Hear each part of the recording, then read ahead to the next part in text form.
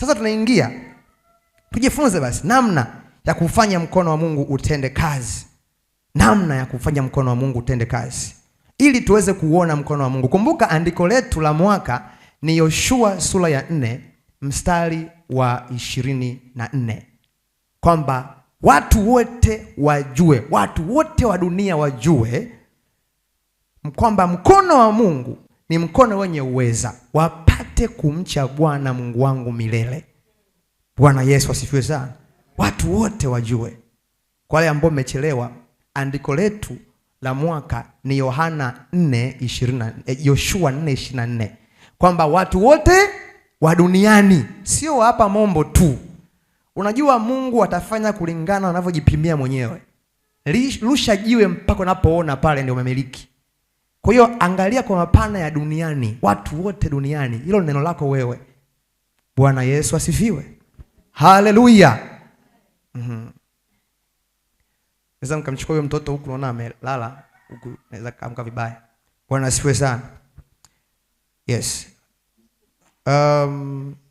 Jambo la kwanza kabisa, namna ya kufanya mkono wa Mungu utende kazi. Dhabihu na sadaka. Andika dhabihu na sadaka. Na hapo namshukuru Mungu ambaye alituandalia semina tena kupitia mtumishi wake Mzee Swai. Tukafundishwa semina ya Christmas hapa, tukajifunza habari za sadaka. Tuna ile knowledge sasa, at least tunaelewa tunaposema sadaka tuna maana gani, kwa wale ambao walikuwepo. Lakini hata kama haukuwepo, Mungu atakupa neema na Roho Mtakatifu afundisha yote. Leo utasikia vizuri kujifunza dhabihu na sadaka. Na katika kujifunza dhabihu na sadaka, tutajifunza dhabihu 3 ama sadaka 3 ambazo zinaufanya mkono wa Mungu utende kazi. 3 sacrifices that provoke the hand of the Lord, that provoke the power of God at work. Ya kwanza sadaka na dhabihu. Bwana Yesu asifiwe.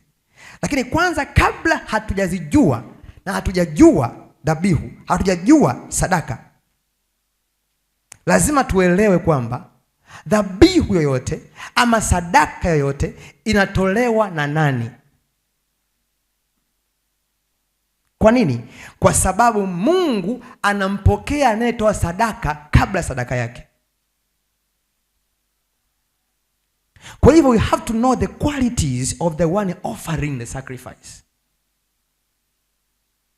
Huyu mtu, ili sadaka yake ilete matokeo na imwalike Mungu, lazima tuanze kujaji kwanza huyu mtu ambaye anatoa dhabihu na sadaka.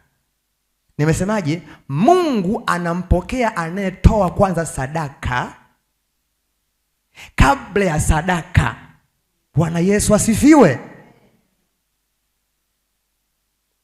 Mungu anakupokea wewe kabla ya sadaka yako. Kwa hiyo huyu mtu anapaswa kuwaje? Nimekuambia jambo la kwanza, anayetoa sadaka ama dhabihu lazima ajue kwamba yeye ni kuhani. Na anajua wewe umeokoka, unafahamu wewe ni kuhani. Mwambie mwenzako wewe ni kuhani. Mwambie tu wewe ni kuhani. Mwambie tena wewe ni kuhani. Tembea kama kuhani. Ongea kama kuhani. Bwana Yesu asifiwe sana. Unajua kwa nini? Angalia Samueli wa kwanza 15:22. Samueli wa kwanza 15:22.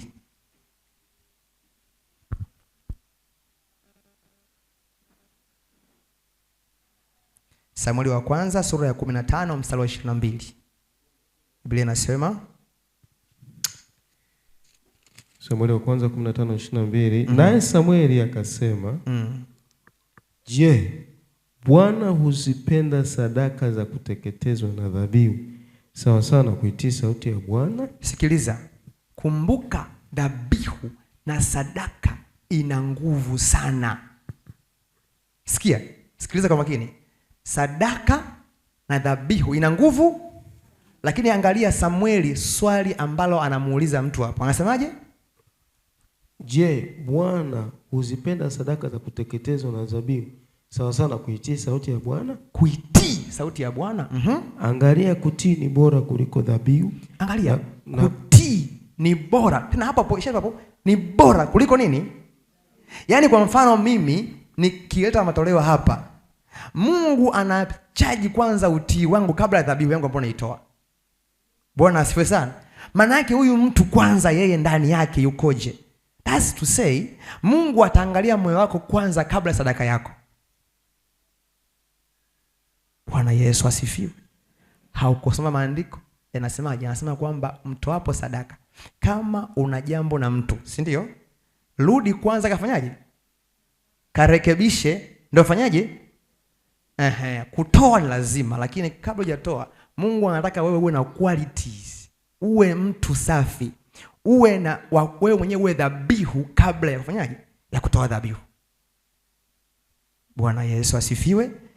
Ujue watu wanatoa lakini hawaoni matokeo. Wengine wanasema sitoi tena, kwanza kwa sababu wanatoa ili wabarikiwe. Lakini nataka nikwambie, Mungu anakupokea wewe kabla ya kupokea nini? Sadaka. Dhabihu, sadaka yako. Wewe ukoje kwanza mbele za Mungu? Majoho marefu, si ndio? Si ndio?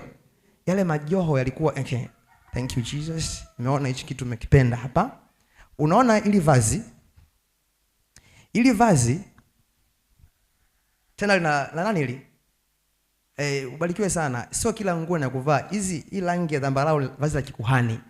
Ukisoma maandiko matakatifu, hizi ni mavazi ya kikuhani yanakuwa na rangi kama hizi. Bwana asifiwe sana. Mmoja ya rangi za mavazi ya makuhani. Kwa hiyo Roho Mtakatifu ni kama ipo kazini, mali inakaa karibu yangu. Bwana asifiwe sana. Unaona huko chini, hii mnahitaji hii? Haya mapindo. Na maana yake. Leo sio muda wetu kuelezea. Walikuwa wamevaa yale majoho yale. Sasa yale majoho, wale watu ambao wako nje kule, maana huyu anaingia Holy of Holies, patakatifu kufanyaje? Kutoa sadaka. Bwana asifiwe sana. Ilikuwa wanamfunga kamba ndefu. Wanafunga kamba ndefu sana, halafu wanamruhusu aende. Kumbuka wale wana theolojia mnajua kwamba kabla hajaenda kule lazima ajitakase. Sema amina. Anajitakasa kwa sababu maandiko yanasemaje? Mungu anaangalia kwanza huyu mtu kabla ya nini? Ya sadaka. Kutoa lazima utoe. Walikuwa wanamfunga kamba, halafu wanakaa naye mbali.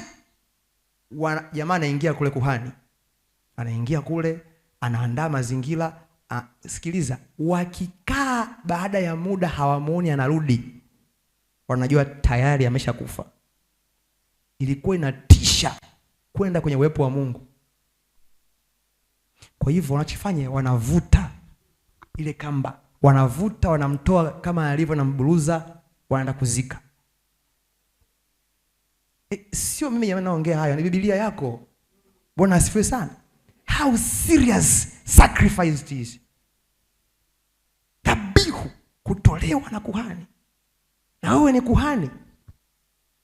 Kwa hiyo Mungu anapokea wewe kwanza kabla ya nini? Kabla ya sadaka yako. Bwana Yesu asifiwe sana. Okay, tuangalie mahali ambapo Biblia imesema sisi ni makuhani. Unakumbuka anasema kwamba Yesu alikuja hapa akifanya kazi ya nini? Ya ukuhani, kuwapatanisha watu na nani? Na Mungu. Akasemaje? Na nyinyi mmepewa nini? Huduma ya upatanisho. The ministry of reconciliation. Bwana Yesu asifiwe sana. 1, 2, tusome Petro wa kwanza sura ya 2 mstari wa 9 ambao tunaipenda sana. Yes, tunapenda huo wimbo. Mtumishi wa Mungu aliingia deep akaweka melody kwenye haya maneno. Petro wa kwanza sura ya 2 mstari wa 9. Ndio nasema bali ninyi ni mzao mteule, sikiliza kwa makini. Mfalme. Tenda taratibu. Amesema moja, uzao mteule. Sema mimi ni uzao mteule. Mimi ni uzao mteule. Ukuhani wa kifalme. Sema mimi ni ukuhani wa kifalme. Mimi ni ukuhani wa kifalme. Taifa takatifu. Taifa takatifu. Watu wa milki ya Mungu. Watu wa milki ya Mungu. Mpate kuzitangaza fadhili zake yeye aliyewaita. Mtoke gizani mkaingie katika nuru yake ya ajabu. Amen. Bwana Yesu asifiwe sana. Sema mimi ni uzao mteule. Ukuhani wa kifalme. taifa takatifu, mtu wa miliki ya Mungu. Unajua nyinyi hamjui masuala ya kiroho. Ngoja nikwambie, mimi Mama Bia ananijua. Sometimes naweza nikanena kwa lugha, nikifika level fulani naanza mimi ni uzao mteule. Naanza kushika hilo andiko, uzao mteule. Uzao mteule. Uzao na tafakari mpaka nakuwa hivyo. Ukuhani wa kifalme, taifa takatifu. Mimi ni mtu wa miliki ya Mungu. Bwana asifiwe sana. Kwa hivyo unaweza kuandika yale pale maneno ukayashika. Ukimka asubuhi, mimi ni uzao mteule. Mimi ni kuhani wa kifalme. Mimi sio mtu wa kawaida.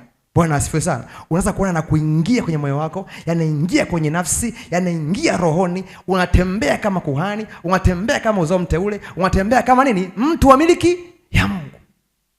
Bwana asifiwe sana. Na ukiwa mtu wa miliki ya Mungu, Mungu anamiliki nini?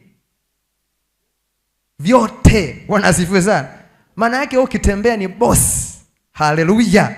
Lakini sasa huyu mtu kabla hilo andiko anasema huyu mtu huyu ambaye uzao mteule, kuhani, anatoa sifa zake. Angalia vizuri nyuma hapo.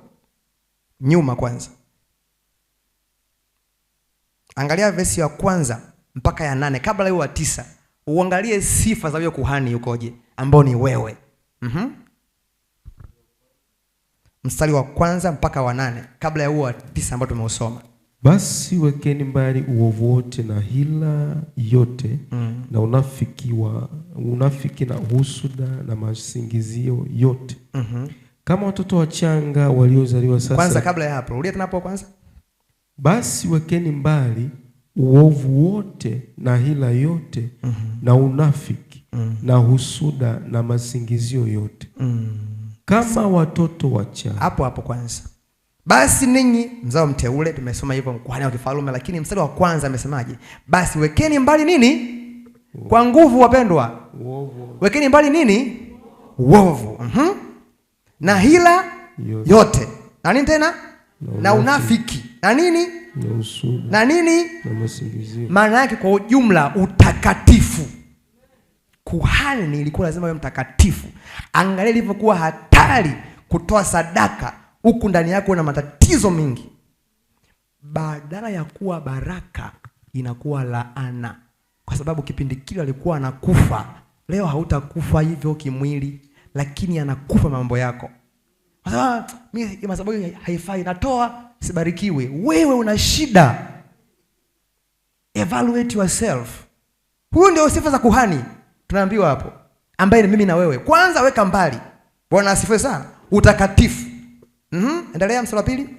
Kama watoto wachanga waliozaliwa sasa, yatamanini maziwa ya akili yasiyooshiwa, ili kwa hayo mpate kukulia wokovu. Ikiwa mmeonja ya kwamba Bwana ni mwenye fadhili, mwendee yeye. Amen. Kwanza unyenyekevu. Lazima ujifanye mtoto.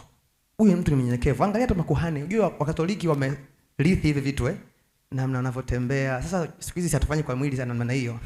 Unaweza ukatembea hivi afu una kiburi kweli. Bwana asifiwe sana. Tutajua tu kwa matunda yako. Bwana asifiwe sana. Angalia unyenyekevu. Lakini 2 anasema kwamba yatamanini nini? Maziwa yasiyo, maana yake mafundisho ya neno la Mungu ya kweli.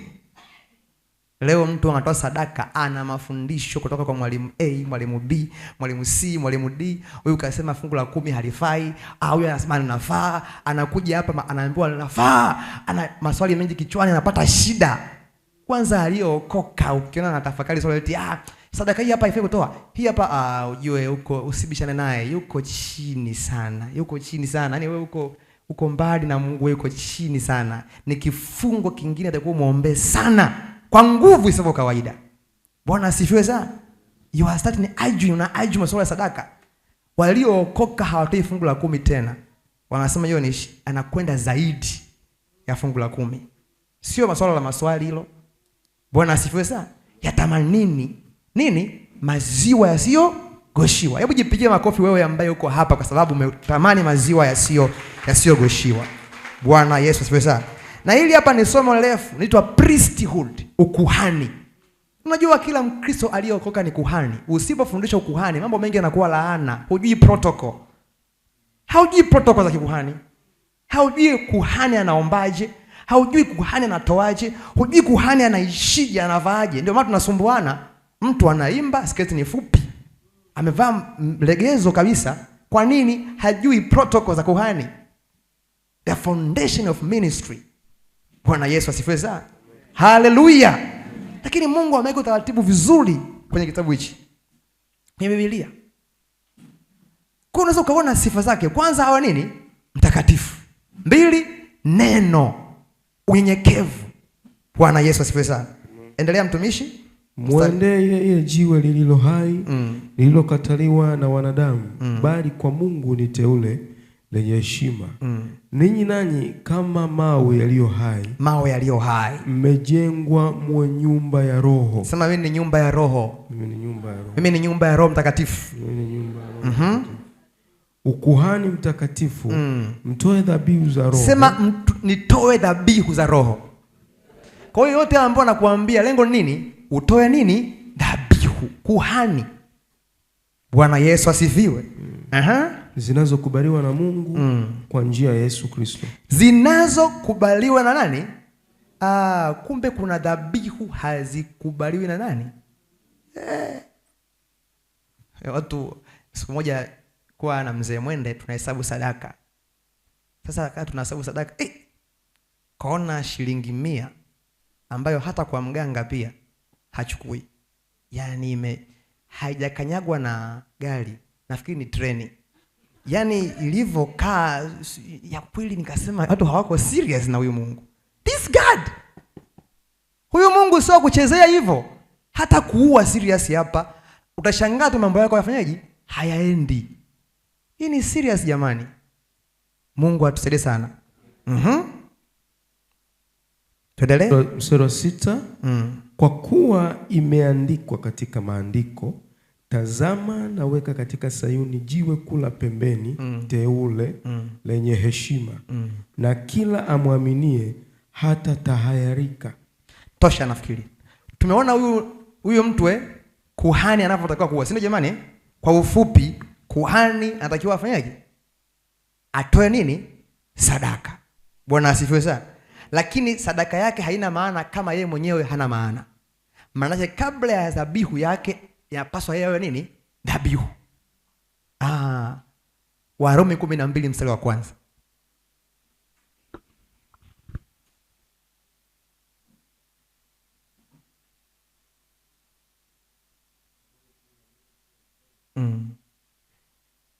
Biblia inasema, basi ndugu zangu, na wasii kwa huruma zake Mungu, itoeni miili yenu iwe dhabihu iliyo hai, takatifu, ya kumpendeza Mungu. Utoe nini? Dhabihu iliyo hai. Utoe nini? Dhabihu iliyo hai. Ambao ni nini? Mwili. Toa. Asema itoeni nini? Miili yenu iwe nini? Dhabihu iliyo takatifu, ya kufanyaje? Ya kumpendeza Mungu. Maana yake kumbe kuhani lazima kwanza yeye mwenyewe awe dhabihu kabla ya nini? Yaani wewe jiteketeze kule nyumbani, jiteketeze kwa maana ya kushusha kiburi, jiteketeze kwa maana kuomba rehema, jiteketeze. Ukitoa dhabihu yako ni manukato mbele za Bwana, na Mungu huwa lazima ashuke katika jina la Yesu. Kwa nini? Kwa sababu anayetoa sadaka amekubaliwa na Mungu kabla ya sadaka yake. Bwana asifiwe sana. Kwa hiyo nilikuwa naogopa kukufundisha kwamba dhabihu ama sadaka 3 ambazo zinauvuta mkono wa Mungu ama zinafanya mkono wa Mungu utende kazi, kama kwanza hujui sifa za anayetoa nini? Dhabihu. Bwana Yesu asifiwe sana. Hebu tuangalie ya kwanza kabisa. Andika tu maombi. Tunajifunza dhabihu 3 ambazo zinavuta ama zinafanya mkono wa Mungu utende kazi kwenye maisha yetu. Ya kwanza ni maombi. Ya pili ni sadaka. Tuongelea maombi na sadaka. Sasa angalia, twende kitabu cha Matendo sura ya 10 mstari wa 4. Kumbuka vyote tunavyotoa ni sadaka. Lakini sio kila sadaka ni dhabihu. Narudia. Vyote tunavyotoa nini? Sadaka. Lakini sio kila sadaka nini? Ni dhabihu. There is a difference between offering and sacrifice. Kuna tofauti kati ya sadaka, yani matoleo na dhabihu. Bwana Yesu asifiwe. Hebu tuangalie Matendo 10 mstari wa 4. Akamtazama sana, akaogopa, akasema, kuna nini Bwana? Akamwambia, sala zako na sadaka zako zimefika juu na kuwa ukumbusho mbele za Mungu. Okay. Good. Sikiliza kwa makini. Huyu ni ndugu yetu anaitwa Cornelio. Kwanza hakuwa ameokoka. Napenda Biblia inaweka mambo wazi. Hebu tuanze mstari wa kwanza tupate picha kamili. Uone kwanza huyo mtu ambaye anazungumzwa hapo. Sifa zake zikoje? Palikuwa na mtu Kaisaria, jina lake Cornelio, akida wa kikosi kilichoitwa Kiitalia. Mtu mtaua. Sikiliza kwa makini.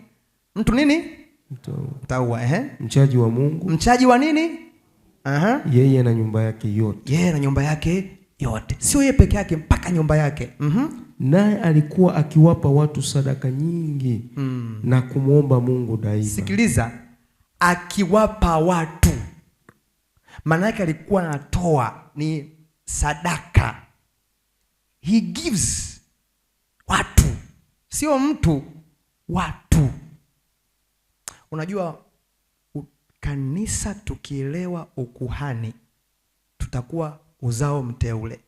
Tutakuwa watu wa miliki ya Mungu. Tutakuwa taifa takatifu. Tukielewa ukuhani. Huyu jamaa hajaokoka, lakini alivyo ni mchaji wa Mungu. Huyu jamaa na anasema alikuwa akitoa. Si ndio? Endelea hapo mtumishi wa Mungu. Anasema alikuwa akifanyaje? Taratibu ili tujifunze hapo tusaidike. Bwana Yesu asifiwe sana. Naye alikuwa akiwapa watu sadaka nyingi na kumwomba Mungu daima. Sema sadaka nyingi. Sadaka nyingi. Na akifanyaje? Na kumwomba Mungu daima. Sikiliza. Ametaja sadaka, ametaja nini? Maombi. Sikiliza. Sadaka zake na maombi yake yalifanya mkono wa Mungu usitulie. Sijui kwa naelewa vizuri. Yaani Mungu akasema, kuna Cornelio duniani. Akamtuma malaika Gabriel. Hebu endelea. Mstari wa 3, akaona katika maono waziwazi kama saa 9 ya mchana. Jambo la kwanza, Mungu alifungua nini? Macho ya kiroho. Sio swala la ndoto. Anasema saa 9 wazi. Yaani maana yake amekaa hivi, anaona vision. Wewe unaomba, unafunga na kuomba Mungu afungue nini? Macho ya kiroho. Fungua macho. Huyu jamaa yeye alikuwa anaomba, anatoa sadaka, alafu anakaa. Anasema akaona saa 9 nini? Wazi. Malaika wa Mungu akimjia na kumwambia, Cornelio. Akamtazama sana, akaogopa, akasema, kuna nini Bwana? Akamwambia, sala zako na sadaka zako zimefika juu na kuwa ukumbusho mbele za Mungu. Sikiliza, na kuwa nini? Ukumbusho. Yaani manake huyu jamaa kila atakapokuwa anaomba ombi lolote, sadaka yake kule na nini? Inanena, maana ukumbusho. Kazi yake ni kukumbusha Cornelio, Cornelio, Cornelio, Cornelio. Bwana Yesu asifiwe sana. Tulifundishwa hapa kwamba kwanza tukitoa sadaka, nafsi yako umefanyaje? Umeiweka pale kwenye madhabahu. Bwana asifiwe. Mnakumbuka? Yaani mimi nikitoa sadaka hapa madhabahuni, maana yake ni kwamba nimefanya nafsi yangu iwe wapi? Na ipo kwenye maandiko, unafunga nafsi yako pale. Mimi Brian alivyozaliwa ilibidi niende nikamfunge madhabahuni na sadaka. Na Brian anatoa zaka.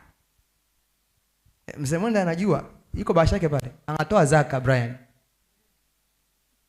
Anatoa zaka. Nilipokea fedha, alivyozaliwa nikapokea fedha, nikaambiwa hii ni ya nini? Ya Brian. Nakumbuka wa kwanza alikuwa ni mzee Kweka. Alikuwa ananipa sasa ni 60,000 na fees 60,000 ile walipa 60,000. Nikasema hii hela sio ya kwangu, ni ya nani? Ya Brian. Sasa nikitumia itakuwa sio sawa.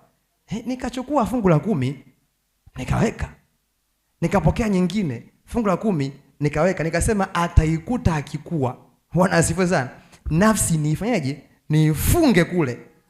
Kwa hiyo hakuna namna shetani anaweza katoa sadaka kumfanya Brian asiwe mtumishi wa Mungu. There is no way. There is no way. There is no way. Bwana asifiwe sana. There is no way.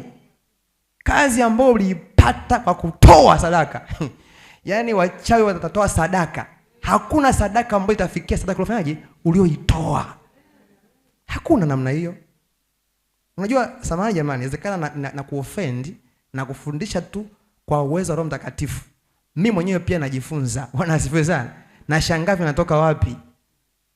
Haleluya. Hey, sadaka zako na maombi yako vikafanya mkono wa Mungu ushuke. Gabriel, shuka, usinyamaze kwa ajili ya nani? Bwana Yesu asifiwe. Hapana, shuka. Hiyo nini? Sadaka alikuwa anatoa. Na kitu kizuri kuhusu sadaka ni nini? Hey, sadaka ni kutupa. Sadaka ni kutupa, sio usiwe na maswali swali. Tupa. Ngoja tuangalie. Mungu anisaidie. Mungu anisaidie. Haleluya. Mtu mmoja anasema na Mungu. Bwana asifiwe sana. Sadaka ni kama unatupa. Mhubiri 11. Mhubiri 11:1 mpaka 2.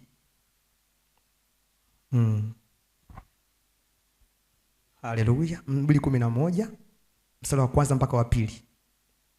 Tupa chakula chako usoni pa maji. Sikiliza. Tupa chakula chako usoni pa nini? Pa maji. Pa maji. Yaani chukua chakula sio cha mtu mwingine. Cha nani? Cha kwako. Kwa uwezo wako huo huo, chukua chakula chako, tupa wapi? Usoni pa maji. Usoni pa nini? Unajua maana yake? Hebu nenda pale dimbwini kwa mzee Mwende kule Skimu. Alafu uchukua chakula mchele wako anze kutupa kwenye maji. Yaani ndio anachosema Mhubiri. Tupa ni kama unapoteza. Unatupa. Maana utakiona baada ya siku nyingi. Maana utakiona baada ya siku. Wagawie sehemu watu 7 hata 8. Sikiliza, maana yake ni portion. Usiende kwa mtu mmoja. Ngoja nikwambie ninachokifanya mimi.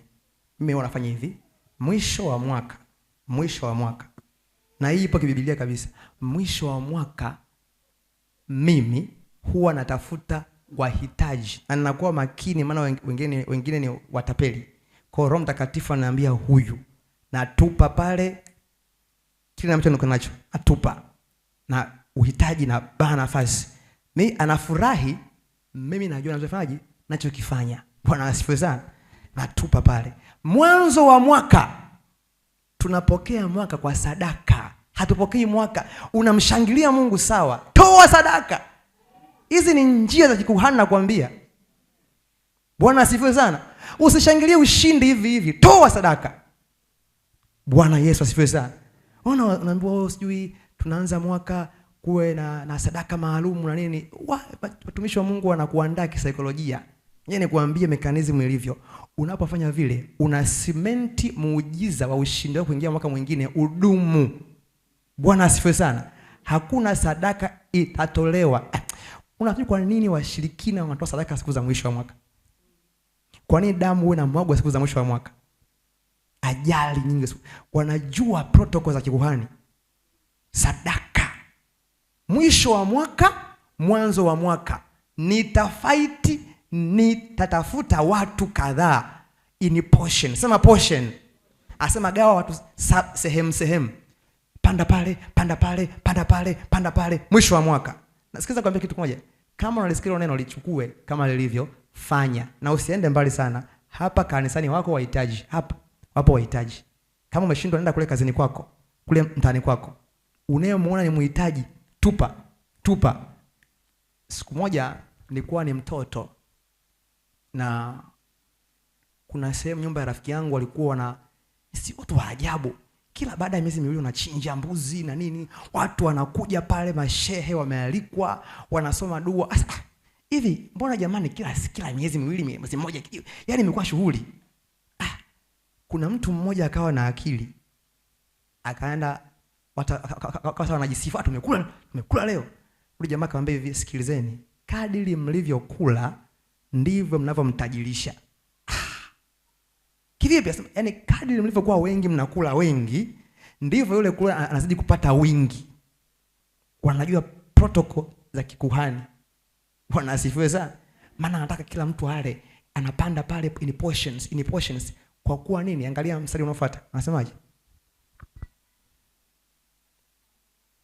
Maana hujui baa gani litakalokuwa juu ya nchi. Maana hujui baa gani, shida gani, tatizo gani itakuja kuwa juu ya nini? Ya nchi. Mawingu yakiwa yamejaa mvua yataimimina juu ya nchi. Amen. Tosha kabisa. Bwana Yesu asifiwe sana. Unaweza ukaona kumbe kwanza sadaka ni ukumbusho mbele za Mungu. Hapa naongelea vitu. Sadaka zako na maombi yako yafanyaje? Asema huyu mtu alikuwa akitoa sadaka kuwapa nini? Watu vitu. I'm speaking of things. Sio imani tu, mimi natoa sadaka. So kutoa kabisa physically. Kama huna hela, hata kanga huna, panda. Yaani ukifanya hivyo unapanda mbegu. Maandiko yanasema ni ukumbusho kule. Kwa mimi mwezi wa 6 nimesahau. Kumbe ile sadaka inasema tu bariki, ainuliwe, bariki, abarikiwe. Mimi sina habari. Ndio anakuja Gabrieli. Maombi yako na sadaka zako zimefika juu. Zimekuwa ukumbusho juu. Bwana asifiwe sana. Hujui inawezekana sadaka ile itakusaidia ile siku ukiwa mahitaji. Sadaka yako na maombi yako. Na uzuri hili ni agano jipya. Mungu anasema mambo ya agano la kale ni agano jipya. Kornelio na agano jipya. Bwana Yesu asifiwe sana. Haleluya. Na usisahau Kornelio alikuwa ni watu ambao ni wa mataifa. Hapaswi kusikia habari ya Injili. Wakati huo hapo tayari kule Petro naye pia amepanda juu gorofani kuomba. Muda ule anasema kwamba akaona waziwazi ni kifurushi kinashushwa chenye wanyama wa kila aina, akaambiwa kula. Akasema ndivyo Injili inavyotakiwa kwenda kwa watu wote. Sio kwa hiyo. Yaani manake sadaka za ujamaa zilivunja protocol. Bwana Yesu asifiwe sana. Haleluya. Kama unanielewa sema amina kubwa. Kwa hiyo yeye kuambia kitu sasa. Okay, inawezekana usinielewe. Kuja nikuonyeshe. Uone wenzako wanavyoanza mwaka. Mwaka huo wanaanzaje watu waliookoka.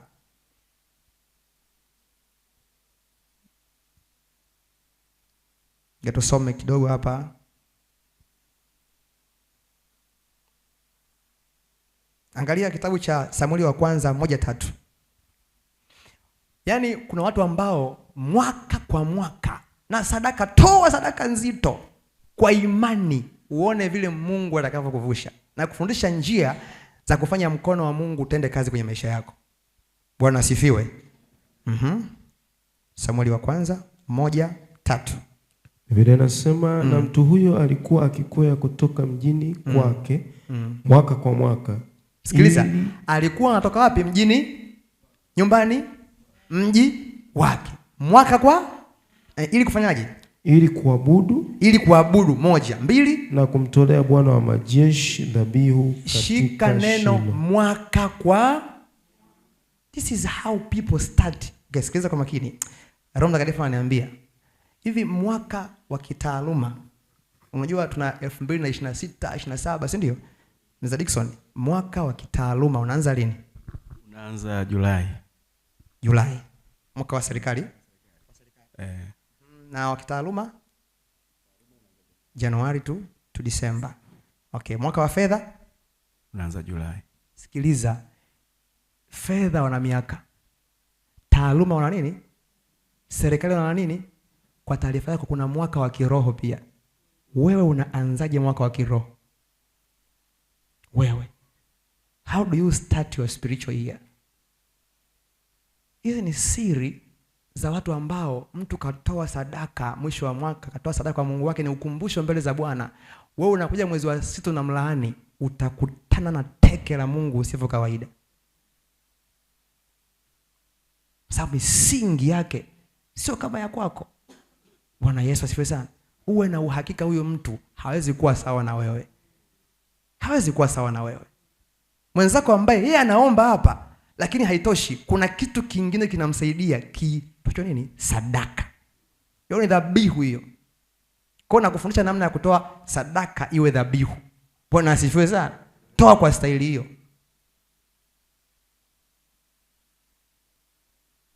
Utaona namna ambavyo Mungu atafanya.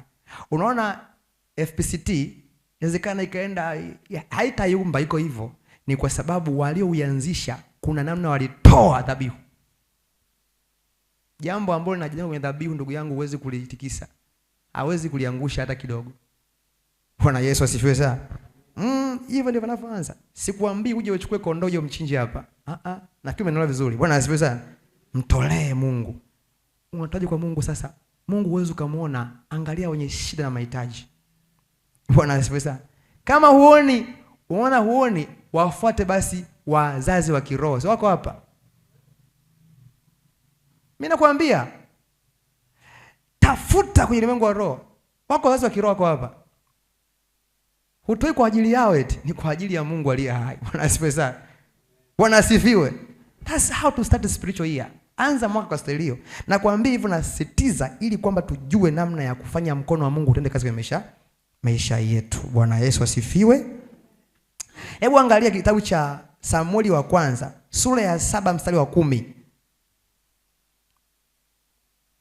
Mungu atusaidie.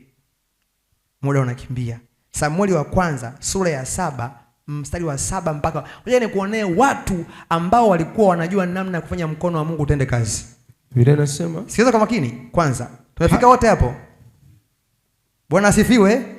Tumefika wote? Samueli wa kwanza sura ya ngapi? Sura ya ngapi? Mpaka sura ngapi? Mstari wa 7 mpaka wa 10. Nataka nafanya hivyo tufike wote. Samueli wa kwanza sura ya 7 mstari wa 7 mpaka wa 10. Sikiliza kwa makini. Hata Wafilisti waliposikia kuwa wana wa Israeli wamekusanyika huko Mispa, mashehe wa Wafilisti walipanda juu ili kupigana na Israeli. Sikiliza kwa makini. Sikiliza kwa makini. Umesikia hiyo pointi hapo Hao nani? Hao nani? Wafilisti. Inawezekana ni magonjwa ambayo yanakusubiri mwaka 2026. Ni ajali, habari mbaya ambazo zinakusubiri, vifo, changamoto ambazo zinakuwinda, maadui. Kumbuka sisi jamani, kuokoka tayari tuko uwanja wa vita. Bwana asifiwe sana. The moment umesema Yesu ni Bwana, ukasema ufalme wako uje, umetangaza vita. Maana kuna ufalme mwingine utakao uondolewe ili uingie ufalme huo unaotaka wewe uje. Tayari umetangaza, declare vita. Wanataka kufanya coup d'etat, yani mapinduzi ya kijeshi, ufalme mwingine uondoke uweke ufalme wako wewe. Lazima hiyo ni vita. Sasa sikiliza kwa makini. Hao ni maadui wa Filisti. Anza upya. Hata Wafilisti waliposikia kuwa wana wa Israeli wamekusanyika huko Mispa, mashehe wa Wafilisti walipanda juu ili kupigana na Israeli. Wakapanda juu ili kupigana na nani? Na Israeli. Nao wana wa Israeli waliposikia wakawaogopa Wafilisti. Sikiliza kwa makini. Ndio maana napenda sana usitembee mbali na kuhani. Bwana asifiwe sana. Usitembee mbali na watumishi wa Mungu. Akaogopa, akasema mama yangu tumekwisha Wafilisti. Na wanajua habari zao Wafilisti. Angalia kitokea. Wana wa Israeli wakamwambia Samueli, wakaenda kwa mtumishi wao, Samueli, tufanye nini sasa? See now we are going to die here. Usiache kumlilia Bwana Mungu wetu kwa ajili yetu, kwamba atuokoe na mikono ya Wafilisti. Sikiliza kwa makini. Wanamwambia Samueli afanyeje? Usiache kumlilia Bwana.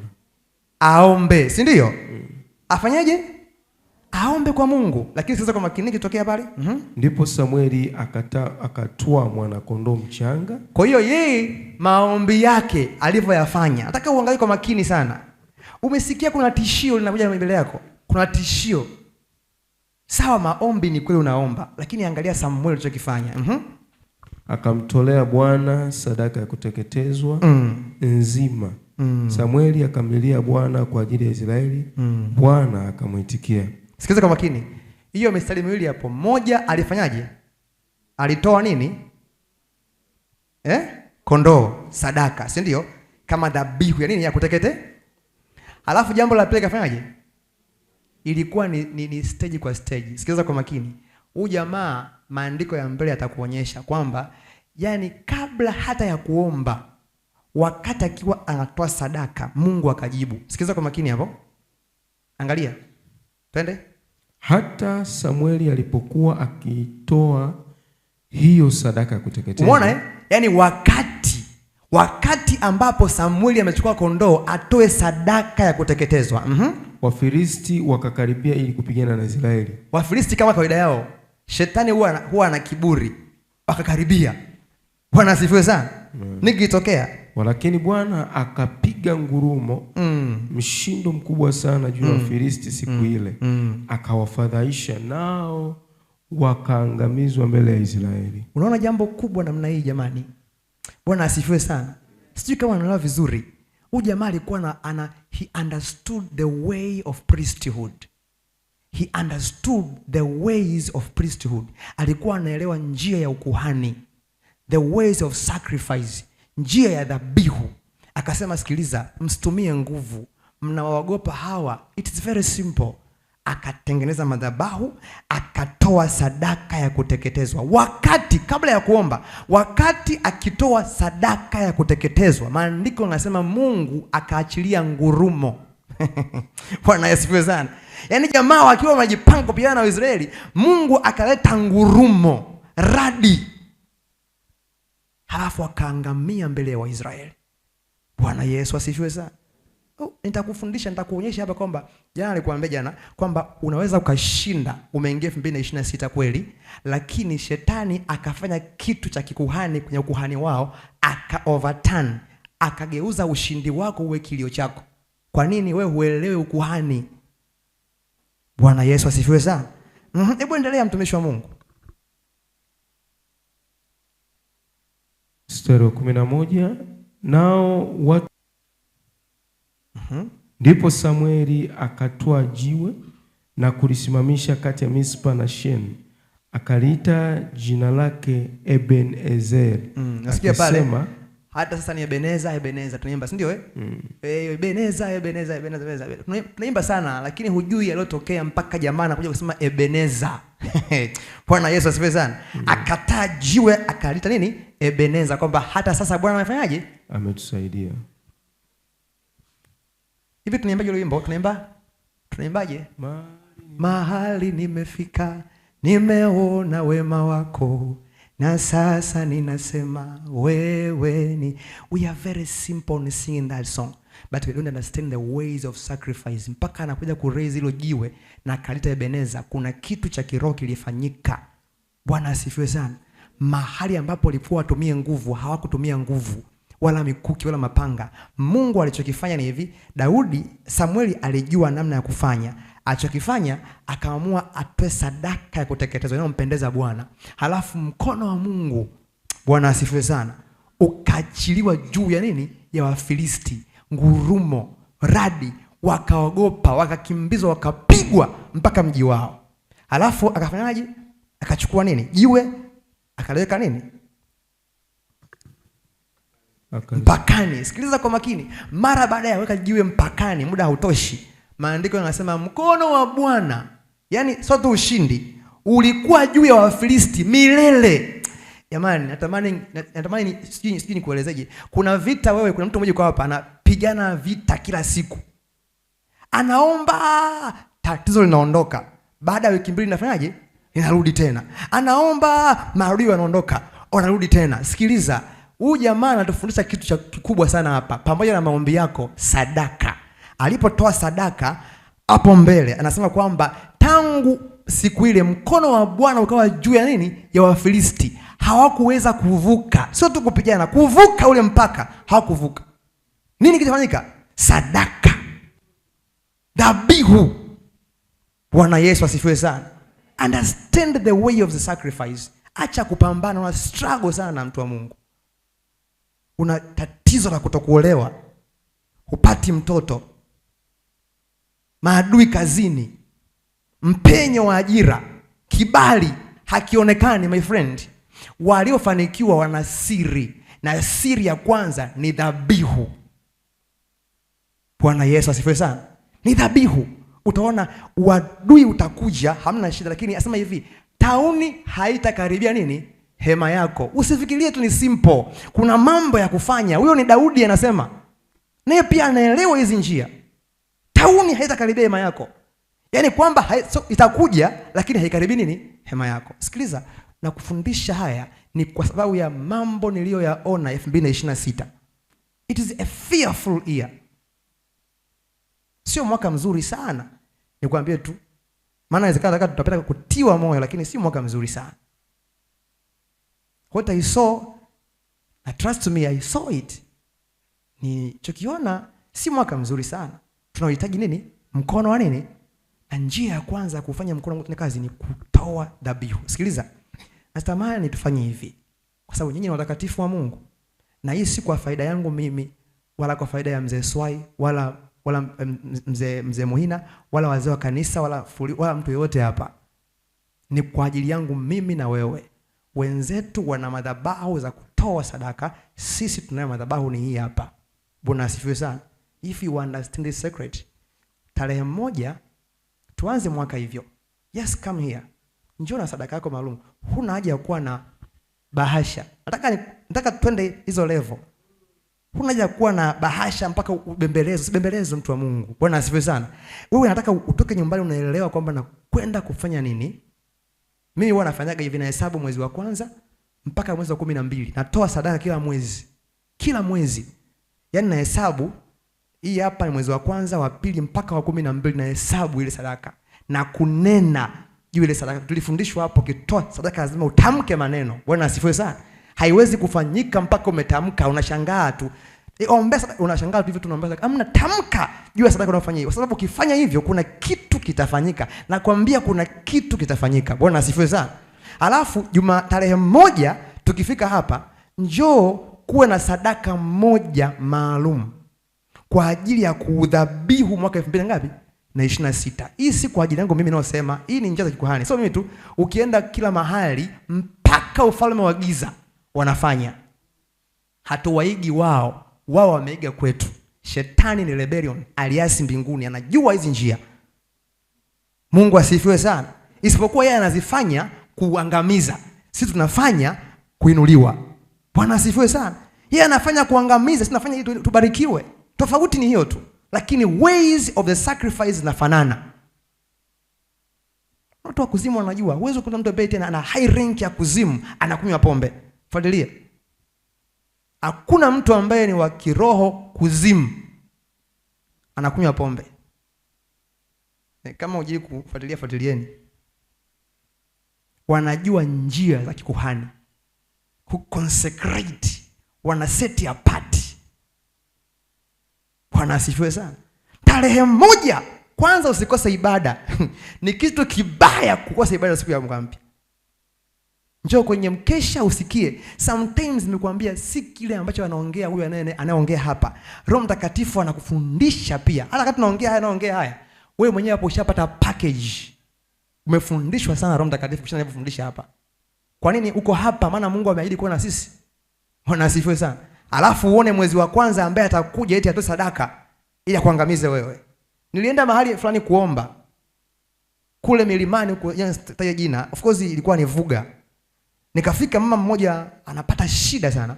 Anahangaika, anatembea huko nje, anasema kuna vitu vinamfuatilia, watu wanawaona yeye lakini sisi hatuwaoni. Anahangaika. Wakati namuombea, mapepo yananiambia kwamba tumechinja mbuzi na kumfukia mzima.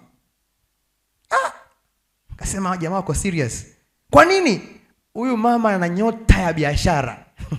Kwa hivyo tulikuwa nataka tuchinje mbuzi tufukie, maana ni sadaka tulioelezwa ili tupate nini? Tumpate huyu mtu. Kamwambia sikiliza, iko damu ya Yesu ambayo imemwagwa ni bora kuliko ya mbuzi. Achia nafsi yake. Na kweli Mungu akamfungua, mpaka leo yuko salama. Bwana asifiwe sana. Asa kwani unasema kwamba sadaka Yesu alishamaliza yote? Nataka tuondoe hiyo clearance hapo, kwa sababu watu wengi wametekwa hapo. Kwani si imekwisha? Yesu alimaliza yote. Sadaka sina nyingine ya nini? Sikiliza. Sadaka ya Yesu ni ukuhani wake. Ukuhani wa Yesu hauondoi sehemu ya ukuhani kwako. Na kuhani lazima atoe nini? Sadaka. 1, 2, sadaka ya Yesu, damu yake imefanya sadaka zetu zipate maana. Tusiziondoe, ila zipate nini? Bila sadaka ya Yesu msalabani, hata ungetoa sadaka kiasi gani ilikuwa haina nini? Bwana asifiwe sana. Bila mauti ya msalaba maombi yako hayana nini? Bwana Yesu asifiwe sana. Bwana asifiwe. Kwa hiyo tunafanya ni sehemu ya ukuhani. Ukuhani wa Yesu akaupatanisha ulimwengu na Mungu, haiondoi nafasi ya ukuhani wako mimi na wewe. Na kuhani lazima atoe nini? Dhabihu. Ndio maana nasema msiende nyumbani mwa Bwana mikono. Hiyo ni Biblia inasema. Nijaribuni kwa njia hiyo muone kama sitafanyaje? Sitawafungulia madirisha ya mbinguni. Hataki kabisa kujaribiwa. Usimjaribu Bwana Mungu, lakini ameruhusu kujaribiwa kwa njia hiyo, sadaka. Bwana Yesu asifiwe sana. Kwa hiyo kuanzia leo ni Jumatatu tuko kwa semina, tamani waondoke na hicho kitu. Yaani mimi natamani tarehe kama ya leo baba, tuanze kutoa mashuhuda hapa ambayo kila mtu aseme kwamba hakika mkono wa Bwana uko juu ya nini? Ya watu hawa. This is our ways. Jambo la kwanza ondoka nalo ni hilo. Wewe mwenyewe endelea kuandaa moyo wako uwe kuhani unayefaa mbele za Mungu. Tarehe 29, 30, 31, tarehe 1 njoo na sadaka. Njoo na sadaka ambayo hata Mungu anakushuhudia kwamba hii ni sadaka ambayo itakuwa ukumbusho 2026 mpaka Disemba ya kwanza mwaka 2026. Hapa ndipo walipokuwa wanafanya hawa watu. Alafu Mungu anasema utii wako nimeuona. Maana utii ni bora kuliko dhabihu unayotoa. Bwana Yesu asifiwe sana. Ngoja nimalizie kusema hivi. Kwa nini tunafanya hivyo? Maana nimeongezewa mada ya kwanza mwaka ili ni kuandae. Leo tumesoma tu ni sadaka ya bado sijaongezea maombi. Dhabihu ziko ngapi? 3. Dhabihu ya kwanza ni sadaka kutoa. Bwana asifiwe sana. Dhabihu ya pili ni maombi. Kesho tazungumzia maombi. Kwa nini maombi yako wewe hayajibiwi? Sio kila anayeomba maombi ni dhabihu. Sio kila maombi ni dhabihu mbele za Mungu. Ila kuna maombi ambayo yanakuwa dhabihu mbele za Mungu. Mungu hawezi kunyamaza, lazima ashuke na mkono wake ufanye nini? Ufanye kazi, utembee. Ndio maana kuna watu wanaomba, huyu anaomba, huyu anaomba, akiomba Mungu anatembea. Mwingine watu wanasinzia. Hakuna watu wanajua siri. Unajua hawa watu wazee hawa huwa wanaogopaga kutueleza ukweli, lakini ukweli ni kwamba wanafahamu siri, wanajua kwa nini hapa akiimba. Huyu mbona akiimba watu kuna namna fulani inatokea kwa ulimwengu wa roho. Kuna mwingine akiimba unasikia vibaya. Unajua mnisamee, mimi sio mnafiki, napenda kuongea mambo ya ukweli. Kuna mtu akiwa anakufundisha unasikia vizuri, kuna ambaye akifundisha usikii vizuri. Kuna ambaye akiimba unasikia vizuri. Roho unasikia something is shifting. Something is shifting. Kuna mtu akiongoza maombi unazama, mwingine unasinzia. Hii siri wanayo hawa watu, wanajua, wanafahamu. Bwana asifiwe sana. Sasa nataka nikuonyeshe namna shetani anavyoweza kugeuza ushindi wako ukawa majuto kwako. Wafalme wa kwanza, Wafalme wa pili sura ya 3.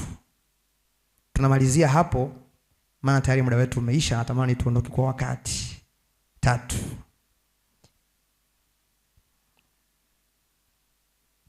Wafalme wa pili. Okay.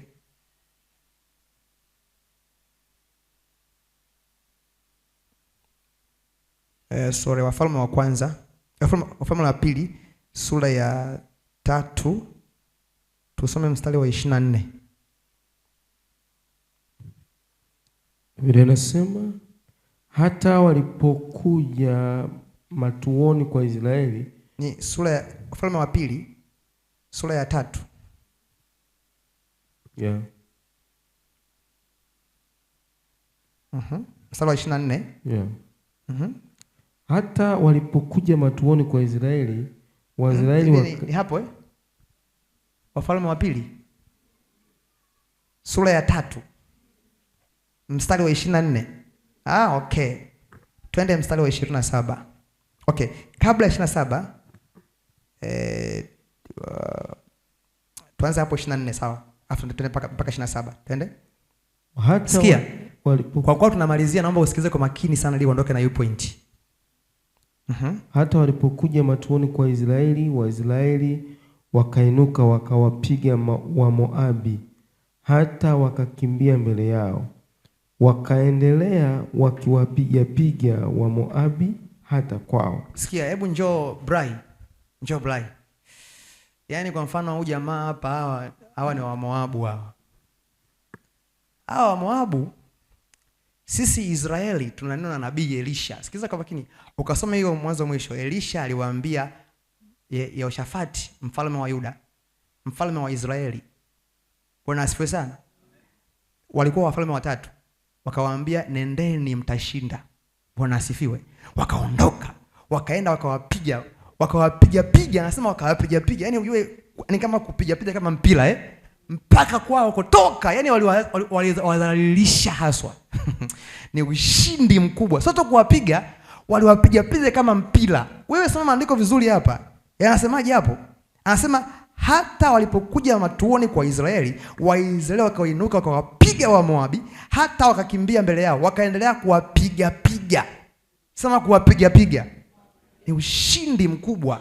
Umempiga, unampiga tena, unampiga tena. Wakavuka vizuri. Sawa. Sasa sikiliza. Hebu naenda kitabu cha hiyo, soma 26.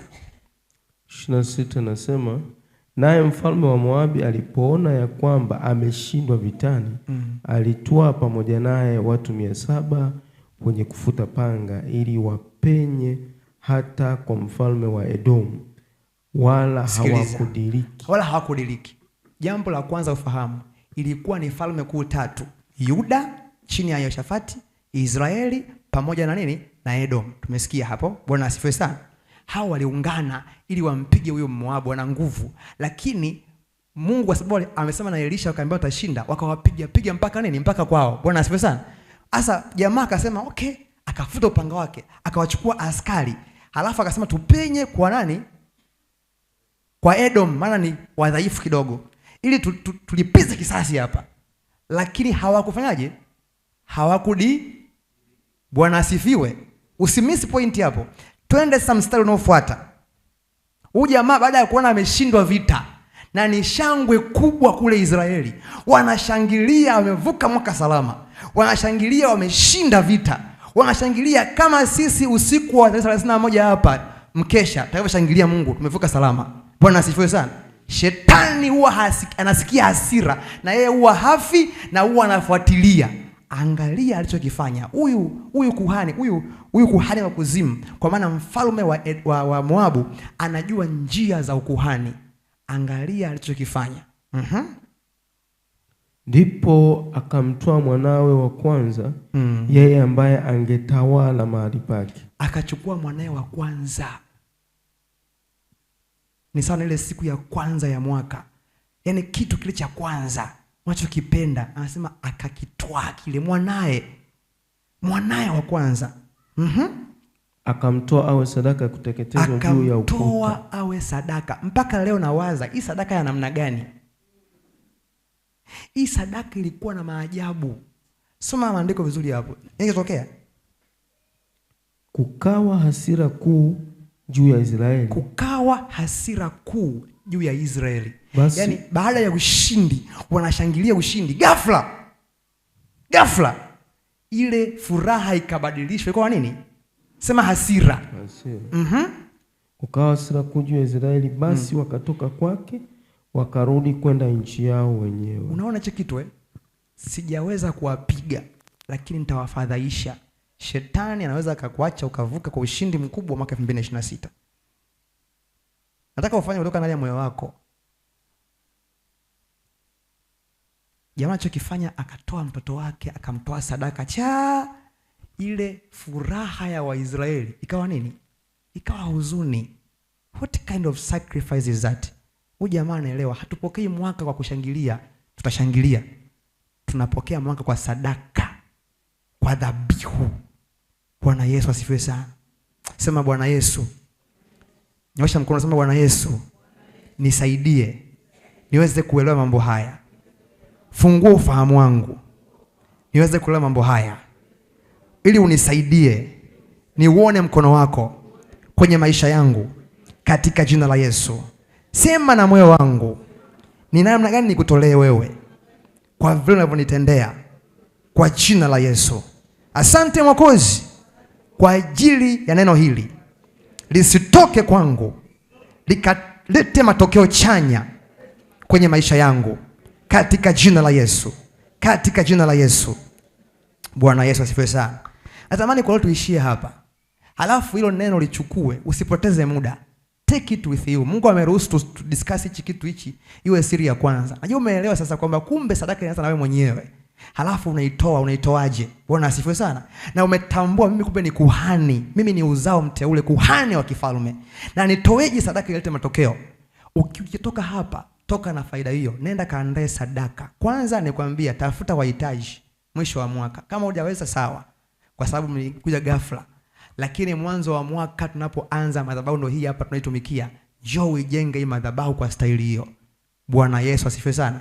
Usubiri sadaka topa bahasha. No, don't think about that. Yes, your heart. Mungu akusaidie, na kwa sababu Roho Mtakatifu yuko kazini hapa, atasema na kila mtu katika jina la Yesu. Atasema na maisha yako, atasema na moyo wako. Tunageuza mashambulizi, tunageuza maangamizi yanakuwa upande wao kwa sadaka. Bwana Yesu asifiwe. Tusimame pale tulipo. Asante Yesu. Bwana, asante kwa neema. Najua kuna watu wamekuja hapa, wengine wagonjwa. Nimesema mkono wa Mungu pia unaponya, lakini kwa sababu ya muda leo hatutaweza kufanya maombi kwa ajili ya wagonjwa watumishi wangu hapo, ila kesho tutafanya maombi. Na nikuombe kwenye semina hii sasa, na jana Mungu aliniambia yoyote ambaye ni mgonjwa wa ugonjwa wowote, kwa mfano kipofu, kiziwi, kiwete, wale ambao sijui wana ulcers sugu, magonjwa yaliyoshindikana kabisa, mifupa imepinda, uti wa mgongo usio unafanyaje, wale wote wale na waomba tu tuwaalike, tuwaambie njooni, kwa sababu kuna Mungu anayeponya. Bwana asifiwe sana. Usiogope kwa utaibika, Mungu wetu hawezi kutuaibisha. Mungu atawaponya, wataondoka wakasema kweli hakika mkono wa Bwana uko na kanisa la FPCT. Bwana Yesu asifiwe. Bwana Yesu asifiwe sana. Kumbe umoja ili uwepo lazima mkono wa Bwana uone nini? Juu ya kanisa. Haiwezekani, na maana wengine hawawezi. Haleluya. Kumbe tunatangaza injili ya Yesu Kristo kwa umoja wetu. Bwana asifiwe sana. Nikuombe umshike mwenzako mkono pale ulipo, alafu muombe neema ya Kristo Yesu. Mwambie Mungu msaidie huyo mtu alipokee neno hili hapa na ugeuze maisha yake. Usikubali kuingia 2026 vile jinsi ulivyo. Mungu afanye jambo jipya katika jina la Yesu. Ile package ambayo Mungu ameiandaa kwa ajili ya maisha yako, basi pia imkute na mwenzako. Unapomwombea mwenzako, Mungu anakupa mara mbili yanayomwombea mwenzako. Kama unataka ufanikiwe zaidi, muombe afanikiwe zaidi juu yake kwa jina la Yesu hai. Alafu mnataka tu wawili, sio lazima mkeo wawili, watatu kama haiwezekani sawa, lakini uombe kwa imani kabisa. Ukaomba kwa roho kabisa. Yale ambayo unataka Mungu utendee wewe, muombe atendee kwake. Kama hana mtoto, mwambie Mungu apatie mtoto. Kama hana kazi, Mungu mpatie kazi. Kama hana kibali, Mungu ampatie kibali. Heshima iliyopotea Mungu airejeshe kwa upya katika jina la Yesu Kristo hai. Asante Yesu. Inua sauti yako mbele za Bwana. Karusha teria mando robansi beria manda. Wewe Mungu unayesema na ikawa. Wewe Mungu unayeamuru nuru kutoka katika giza. Asante kwa siku ya kwanza ya semina. Tunakushukuru mfalme wa amani na kutukuza. Pokea sifa hizi, shima, utukufu na stahili peke yako. Asante Bwana kwa ajili ya wanao wa kike na wa kiume ambao Bwana umewapa neema ya kuweza kuja hemani mwako. Maandiko yako yanasema kwamba waliendelea nguvu hata nguvu wale ambao walisogea mahali pako katika jina la Yesu Kristo aliye hai. Jehova, achilia neema isiyokuwa ya kawaida kwa ndugu yangu wa kulia na wa kushoto Bwana. Jehova, achilia nguvu na uwezo usio kawaida Mungu wa Israeli. Badilisha mtazamo, badilisha ufahamu wake, badilisha Bwana kuanza kwake kwa jina la Yesu hai. Mpe Bwana ukumbuka yale ambayo tumejifunza kwa leo Bwana. Mpe kufungua moyo wake ili Mungu haya yapate kuzaa matunda katika jina la Yesu. Na kwa kuwa ameshiriki Mungu semina hii leo Bwana, siku ya kwanza Bwana, mfanye awe tofauti na wengine kwa jina la Yesu hai. Natamka ulinzi juu yake, natamka neema juu yake, kibali juu yake, mito ya maji iliyo hai achiliwe, na kama yapo magonjwa yaachie kwa jina la Yesu Kristo hai. Natamka baraka, natamka neema.